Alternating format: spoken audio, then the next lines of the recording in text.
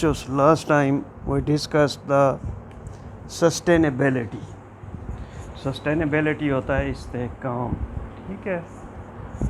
तो आज हमें जो है वो हमारा टॉपिक है कंसिक्वेंसेस ऑफ अनसस्टेनेबिलिटी, ठीक है। उसके नतायज क्या होंगे जब हम अनसस्टेनेबिलिटी करेंगे, तो उसके क्या नतायज निकलते हैं, ठीक है।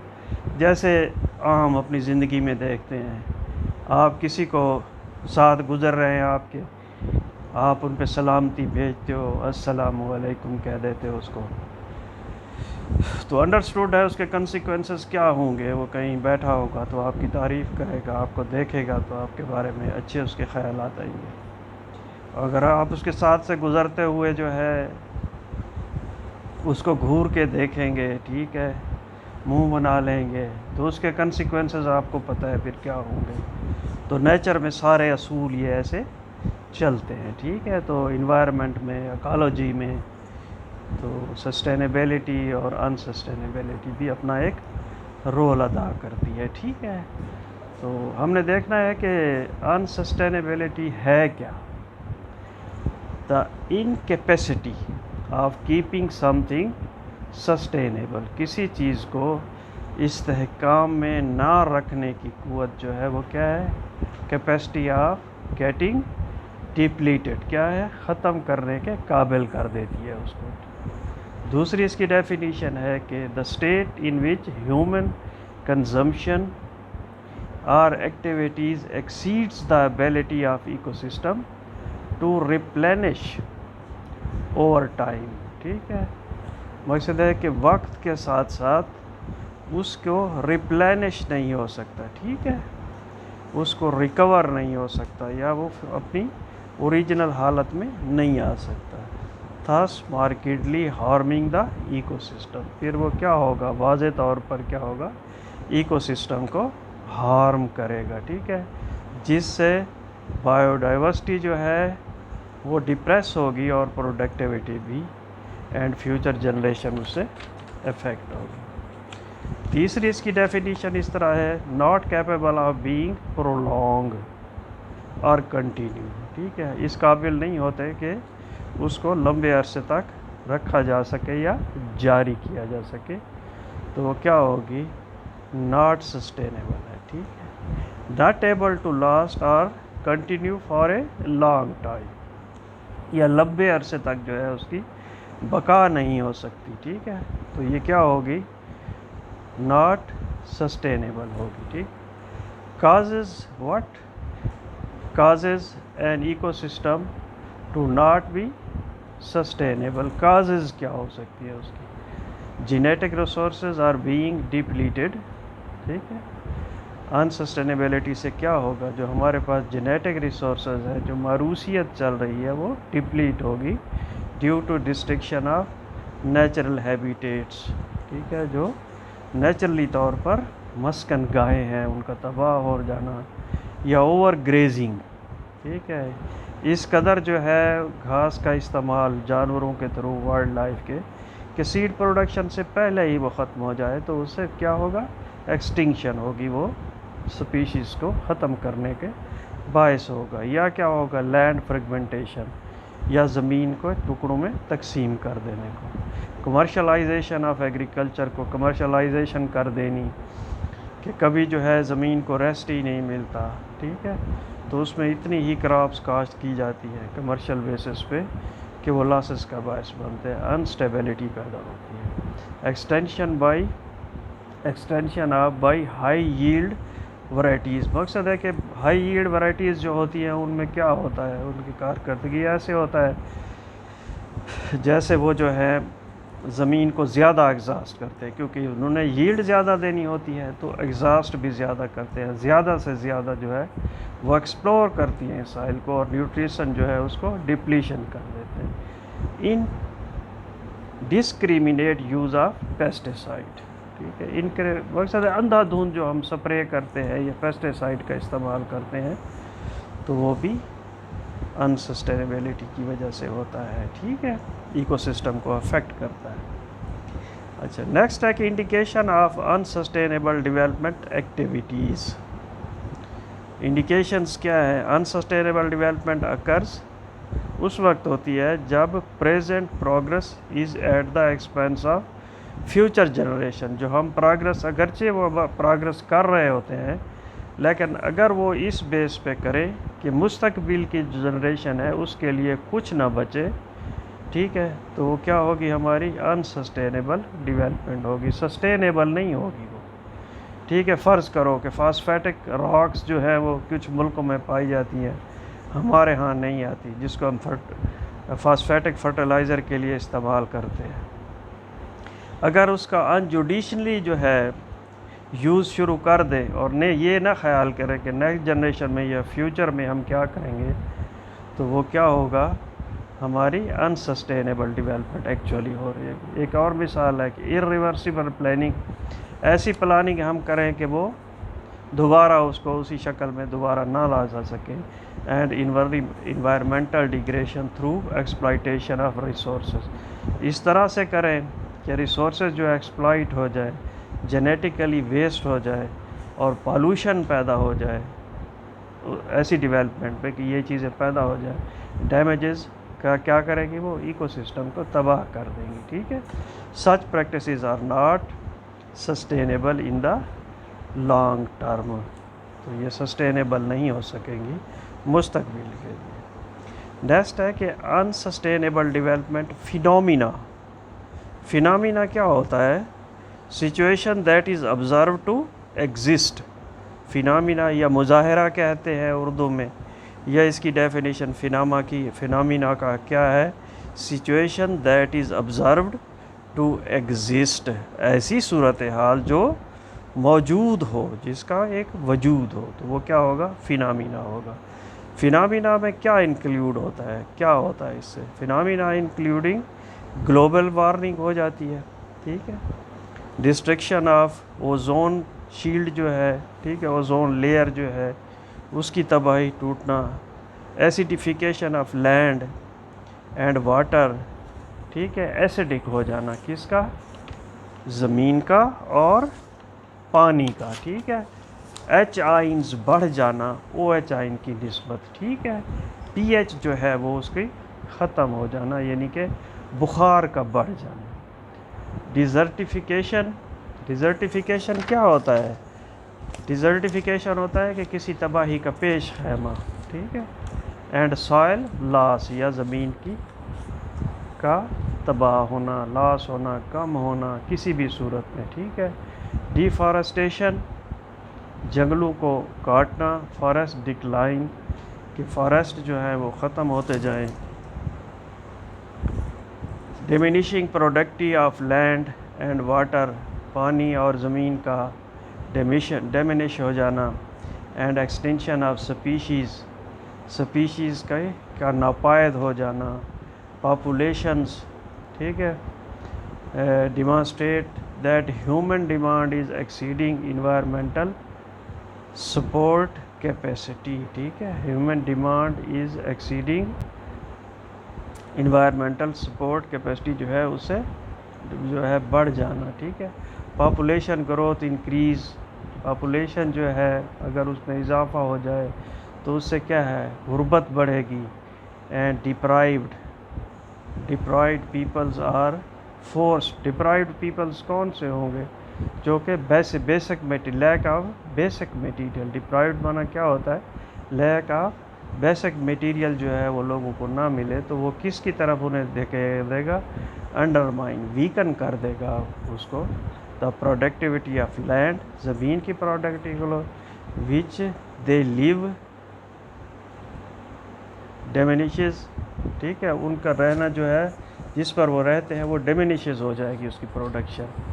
It is extremely difficult for people और other species to adjust to change at this rate. तो इस सूरत हाल में फिर लोगों का और दूसरी स्पीशीज़ का अपने आप को,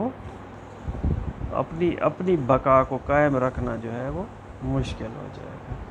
ब्रॉडर प्रॉब्लम्स क्या होंगे? अनसस्टेनेबिलिटी, इरिवर्सिबल एमर्ज, क्या होगा, ऐसी चीज़ कि जिसको दोबारा उसी हालत में हम नहीं ला सकते, इरिवर्सिबल, वाइड, काफ़ी हद तक जो है वो हो जाते हैं। इरिवर्सिबल इन्वायरमेंटल ट्रेंड, ऐसा ट्रेंड जो इन्वायरमेंट में कि जो उसको असली हालत में या नॉर्मल हालत में दोबारा वापस ना लाया जा सके। नेटवर्क प्रॉब्लम्स क्या होते हैं, लिमिटेड इन आउटलुक में जो नज़र आते हैं, ठीक है। रिसोर्सेज डिप्लीशन हो जाती है, अनकंट्रोल्ड अर्बन डेवलपमेंट होती जो है, ठीक है। नेटवर्क प्रॉब्लम्स क्या है, अनकंट्रोल्ड अर्बन डेवलपमेंट, मतलब लोगों का देहातों से शहर में आ जाना और शहर में इतनी आबादी हो जाना कि वहाँ की रिक्वायरमेंट्स, वाटर सप्लाई, इलेक्ट्रिसिटी जो है वो उनकी रिक्वायरमेंट्स को पूरा ना कर सके, तो ये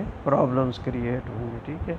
अनसस्टेनेबल रूरल डेवलपमेंट, ठीक है, अगर अनसस्टेनेबिलिटी होगी रूरल डेवलपमेंट में, अनसस्टेनेबल पॉपुलेशन लेवल्स, ठीक है, बहुत ज़्यादा आबादी का बढ़ जाना, अनसस्टेनेबल एनर्जी कंजम्पशन, एनर्जी का जो है वो मकसद है कि गैर, उसे कह लें कि बैलेंस से इस्तेमाल ना करना, सोसाइटी अनसस्टेनेबल डेवलपमेंट, ठीक है, unsustainable economic development, excessive consumption of resources in industrialization countries, ऐसे मुल्क जिनमें जो है रॉ मटेरियल जो है उसका एक्सेसिव इस्तेमाल, रिसोर्सेज जो वो हो जाना, अनसस्टेनेबल एग्रीकल्चर डेवलपमेंट, एग्रीकल्चर की इस कदर तरक्की के वो अनसस्टेनेबली हो, फ्यूचर का ख्याल ना रखा जा सके, अनसस्टेनेबल डेवलप ऑफ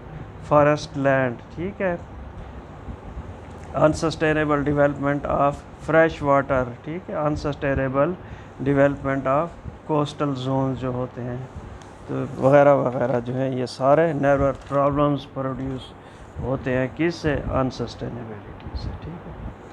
तो लास्ट में है कि how we solve the world's triple unsustainability crisis जो है, इसको किस तरह जो है हम हल कर सकते हैं। नंबर एक तो ये है, इन लेस दैन 5 डिकेड्स, जो पिछले हमारे 10 अशरे गुज़रे हैं, ह्यूमैनिटी डबल्ड हो गई है, हमारी जो है इंसानों की आबादी इस अब जो है वो डबल हो चुकी है, जो कि मकसद है सोच से भी बढ़कर है, ठीक है, दैट इज़ ऑलमोस्ट अनथिंकेबल। दूसरी जो है, let's get rid of fossil fuels, हमें जो है फॉसल फ्यूल्स जो हैं, ये जैसे अब जो है अरब कंट्रीज़ को प्रॉब्लम हो रहे हैं कि जो फॉसल फ्यूल्स की पैदावार आ रही थी वो रफ्ता रफ्ता ख़त्म हो रही है, तो अगर उन्होंने उनका सब्स्टिट्यूट ना निकाला तो फिर क्या होगा, उनकी इकोनॉमिक्स जो है फिर वो तबाह हो जाएगी। तो वो जो है हम क्या करें, इससे छुटकारा हमें हासिल करें, stop the demographic expansion, demographic expansion जो है उसको रोकना चाहिए। आप सुनते नहीं हो ख़बरों में, अगर कह रहे हैं कि कश्मीर में जो है वो लाकर हिंदुओं को बसाया जा रहा है, तो उससे क्या होगा, कश्मीर की डेमोग्राफी जो है वो चेंज हो जाएगी। तो ये भी हमें रोकना चाहिए, अनसस्टेनेबल चीज़ है ये। And introduce a revolutionary technology, हमें रेवोल्यूशनरी टेक्नोलॉजी को मुतारफ़ कराना चाहिए, that can save the economy, जिससे इकानमी सेव की जा सके। There are copious amount of, मकसद है कि केपियस होता है abundant, copious, there are copious amounts of energy, abundant amounts of energy in the sun में मौजूद है, much more than we consume, उससे ज़्यादा है कि हम जो इस्तेमाल करते हैं। तो लिहाजा हमें जो है शिफ्ट हो जाना चाहिए किसकी तरफ, सन एनर्जी की तरफ, ठीक है। इसका थोड़ा सा लिटरेचर है तो वो उसको थोड़ा सा देख लेते हैं कि उसमें जो है वो क्या है। कि पहली चीज़ जो है वो तो ये है कि उसने बताया है कि अनसस्टेनेबल इकोसिस्टम होता क्या है, ठीक है। अनसस्टेनेबल, ये जो पहले सस्टेनेबल का थोड़ा सा दिया हुआ है ये ऑलरेडी आप पढ़ चुके हैं, तो इसमें कुछ डेफिनेशंस हैं वो आप जो है दोबारा देख लेंगे तो ज़्यादा क्लियर हो जाएगा आपसे, ठीक है। अनसस्टेनेबल डेवलपमेंट अकर उस वक्त वाक़ होती है जब present progress is at the expense of future generation, ठीक है।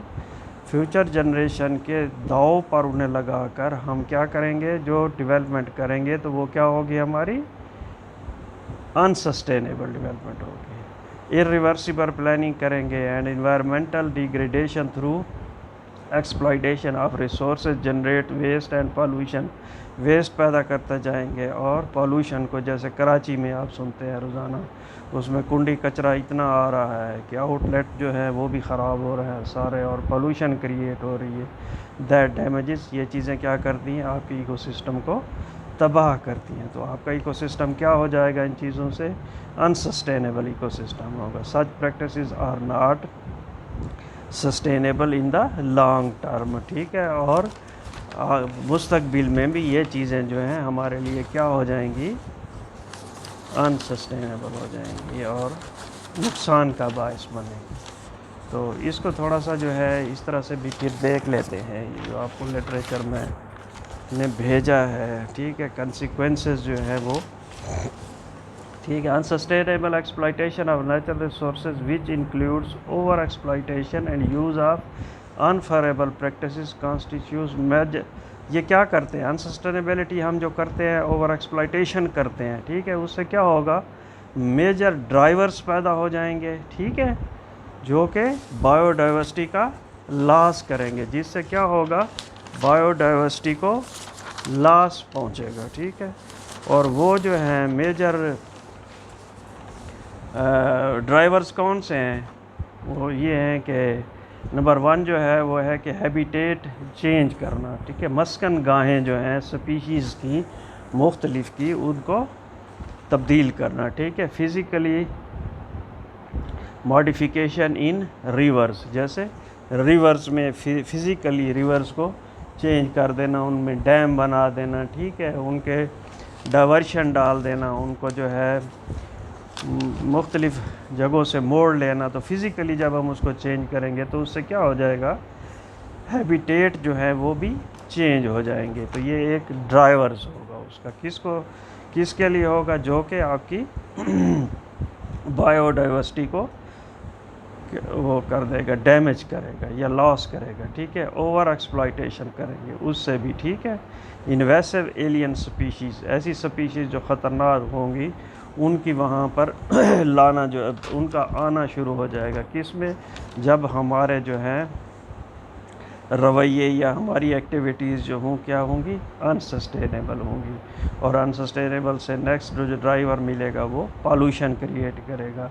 और हमारी एक्टिविटीज़ से जो सबसे बड़ा ख़तरनाक ड्राइवर पैदा होगा बायोडाइवर्सिटी को डैमेज करने के लिए, तो वो क्या होगा, क्लाइमेट चेंज होना शुरू हो जाएगा, ठीक है।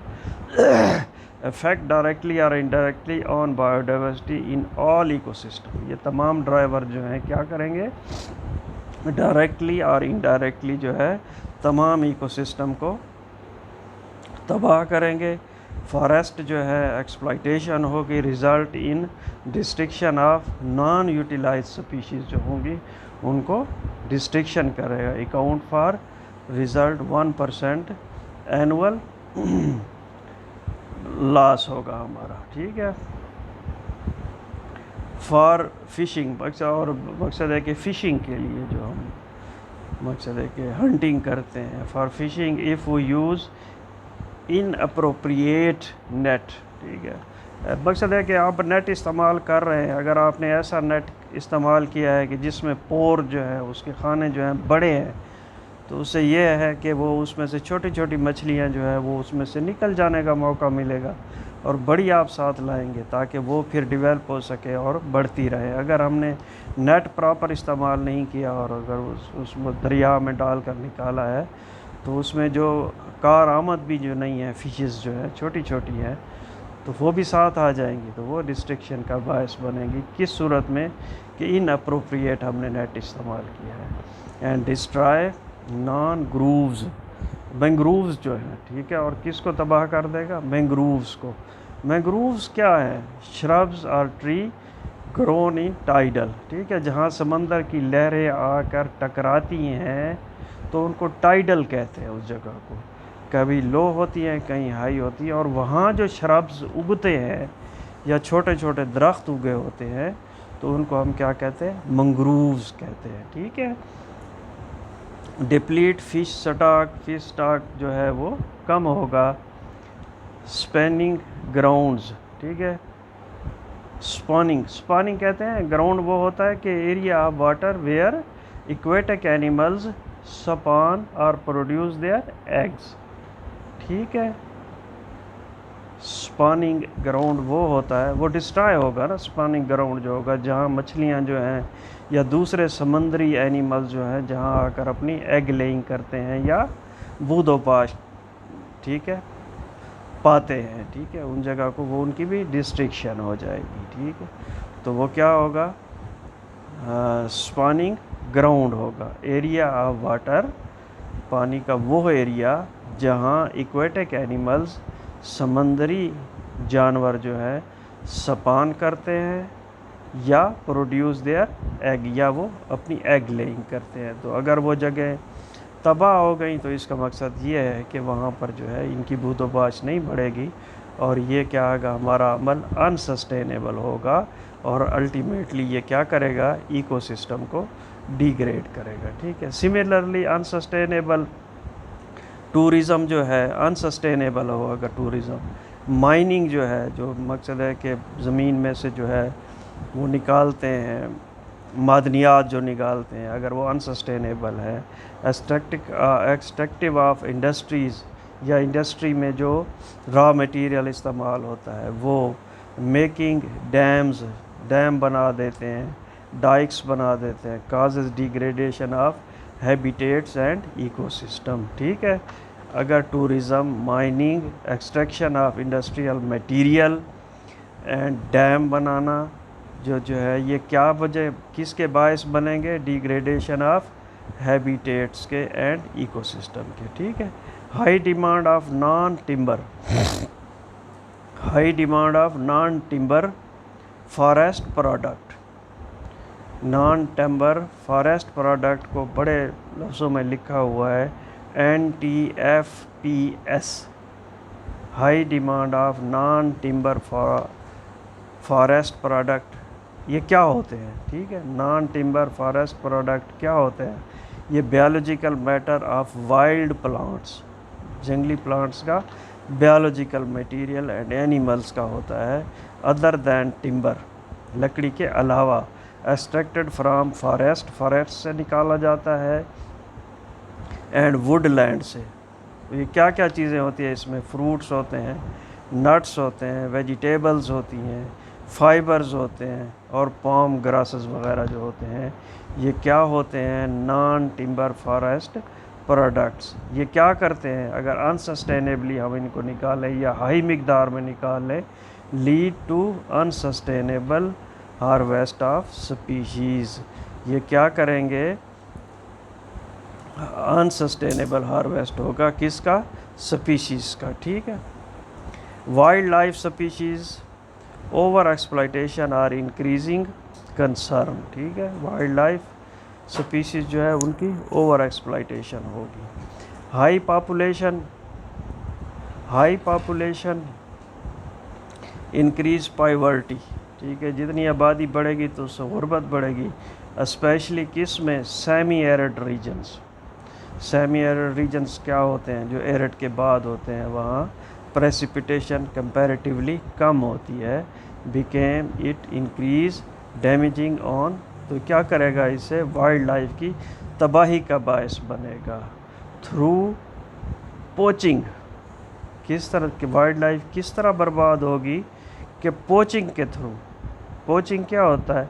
Illegal shooting. क्योंकि जब सेमी एरिड में बारिशें कम हो जाएंगी, पॉवर्टी बढ़ेगी वहाँ, तो फिर क्या होगा? पोचिंग बढ़ेगी, इल्लीगल शूटिंग। ठीक है। गैर कानूनी शिकार बढ़ेगा। फसलें तो होंगी, तो नहीं होंगी, तो उससे क्या करेंगे? वाइल्ड लाइफ का इस्तेमाल या जानवरों को मारना शुरू कर देंगे। किस लिए?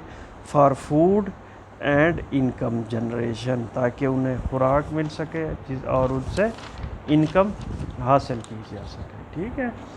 तो नेक्स्ट पॉइंट उससे क्या होगा, लैंड यूज वैसे अनसस्टेनेबिलिटी यूज से land use change has significant impact on biodiversity. ठीक है, ज़मीन का यूज़ जो है उसको इस्तेमाल करने से बायोडाइवर्सिटी पर उसका इम्पैक्ट वाज़े तौर पर पड़ेगा। क्वेस्ट कहते हैं जुस्तजू करना। ठीक है, quest for land for agriculture is also nature driven economy. मकसद है ज़मीन की जुस्तजू, ज़री ज़मीन की जुस्तजू जो है वो क्या है, एक वो भी नेचुरल ड्रिवन इकोनॉमी है।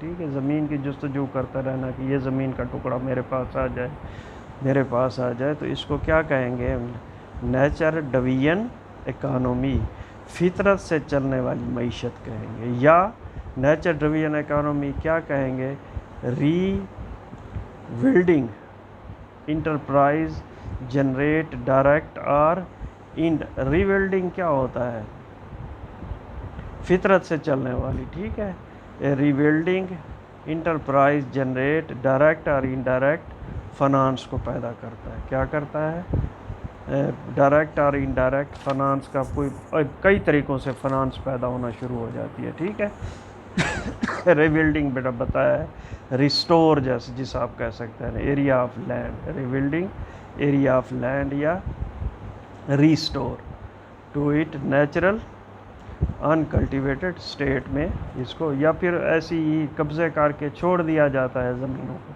तो उससे क्या होता है, उससे जो है फिर अनकल्टिवेशन पड़ी रहती है, वो ज़मीन उससे प्रोडक्टिव नहीं होती, तो वो उसके भी कोई नुकसान फिर वक्त के साथ होते हैं। CBD एक लफ्ज़ इस्तेमाल हुआ आपके नोट्स में ना, तो ये क्या है, CBD क्या है, कैमरून डेवलपमेंट कॉरपोरेशन है।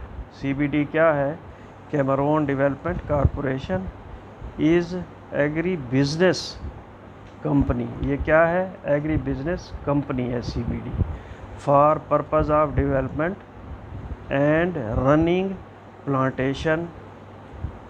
ये क्या करती है, इसका पर्पज़ क्या है, डेवलपमेंट का है और प्लांटेशन बढ़ाती है of tropical crops in the countries में, ट्रॉपिकल क्रॉप्स को बढ़ाती है। ये कंपनी ऐसी है CBD, कैमरून डेवलपमेंट कॉरपोरेशन है ये। ठीक है, ये क्या करती है, increase conversion of forest to monoculture plantation. ये क्या करती है, कन्वर्ट कर रही है किसको, फॉरेस्ट को इन मोनोकल्चर, एक फसल काश्त करने की तरफ। ठीक है, इस थ्रेट जो कि थ्रेट है या ख़तरा है to biodiversity as done by CBD। ये CBD जो है जो कुछ कर रही है, तो वो क्या है, ख़तरा किसके लिए है, बायोडाइवर्सिटी के लिए। एक और लफ्ज़ बेटा इसमें इस्तेमाल हुआ है, पामोल।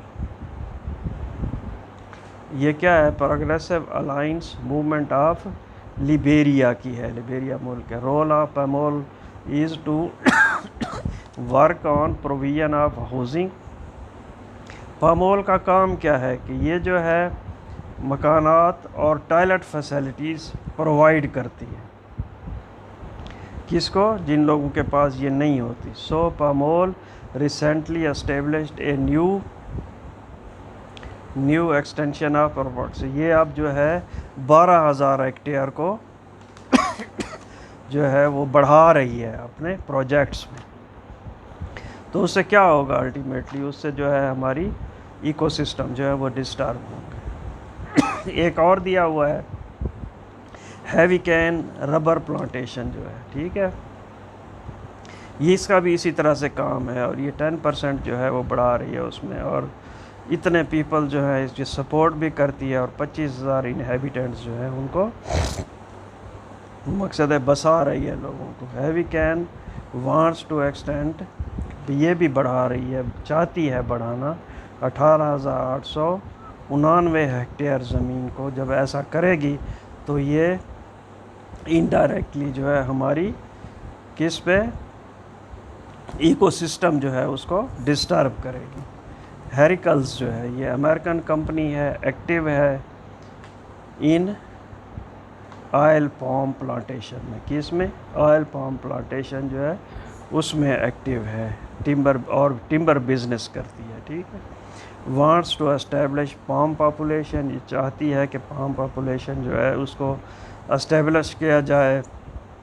75,000 हेक्टेयर्स में एस्टेब्लिशमेंट चेंज इम्पैक्ट बायोडाइवर्सिटी, और ये अगर एस्टेब्लिश कर लेती है तो ये क्या करेगी? असर बायोडाइवर्सिटी करेगा, बिकॉज राइजिंग टेम्परेचर इससे बढ़ेगा, ठीक है, और प्रेसिपिटेशन को अफेक्ट करेगी, वाटर अवेलेबिलिटी को करेगी, राइजिंग सी लेवल को करेगी, कोस्टल इनंडेशन करेगी, पानी के किनारों से बाहर निकालेगी, दरियाओं के पानी को बाहर निकालेगी, इनंडेशन कहते हैं उसको। Less coastal and mangroves island, coastal और मैंग्रोव की ज़मीनों को कम करेगी। तो ये बातें हैं मेरा आप तक पहुंचाने की, नेक्स्ट टाइम फिर और लेक्चर के साथ